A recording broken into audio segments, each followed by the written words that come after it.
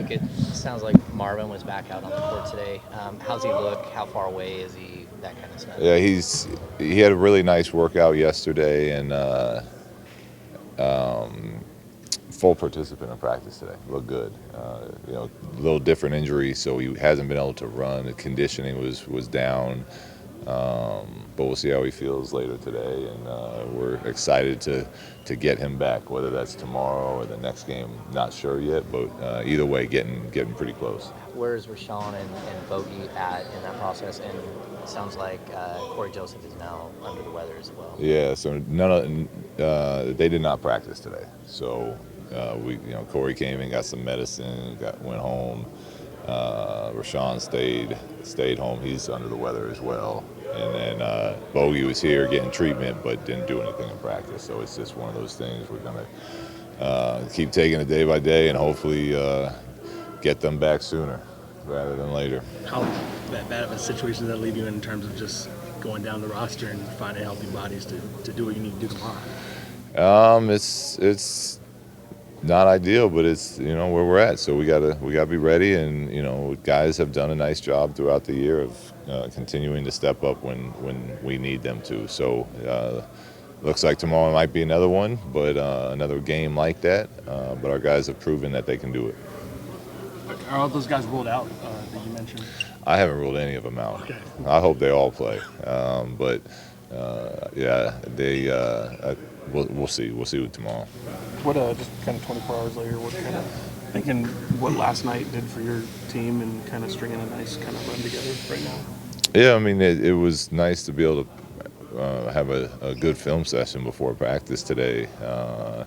It was nice to be able to get out here and compete and practice and get after each other and get up and down and kind of refocus on a lot of the the things that are important to us on defense and offense. And I thought we did a really nice job in that midway through the third of that Phoenix game on of playing with the type of intensity and focus physically and mentally that we have to try to strive for every night. Dedmon gave you some really nice minutes and a solid contribution. Any thought going forward as to how it might impact his role, whether anything might change for him? Yeah, that's why we tell guys, right? Whether you're in or out, your opportunity will come again. And he was out of the rotation, and he got his chance. He stayed ready. He played great. So. Going into tomorrow, I have him, penciled in to be playing again. So he earned that with his play last game, and we'll take it from there. Buddy sat again in the fourth quarter the other night.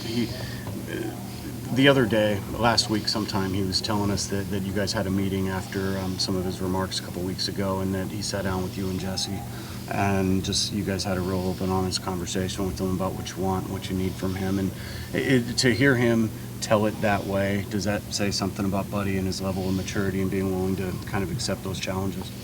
Yeah, he's been great, and he plays with emotion, and it's part of who he is.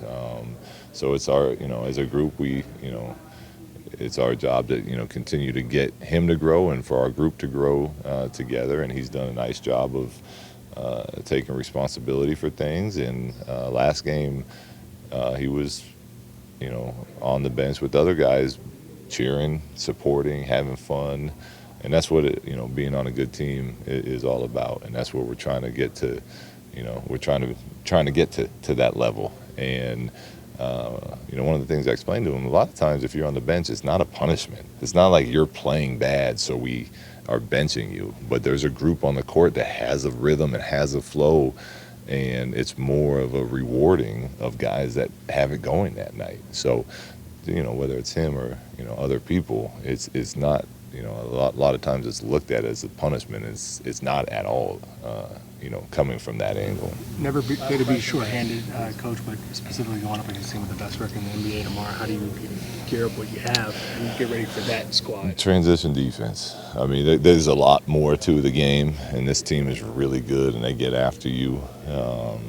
But you know, if we are not committed, and I mean committed, to having 5 guys back in that paint, the way that they push the ball and the spacing they have, and Giannis and Bledsoe being able to live in the paint, it's going to be a long night. Thank you, Coach.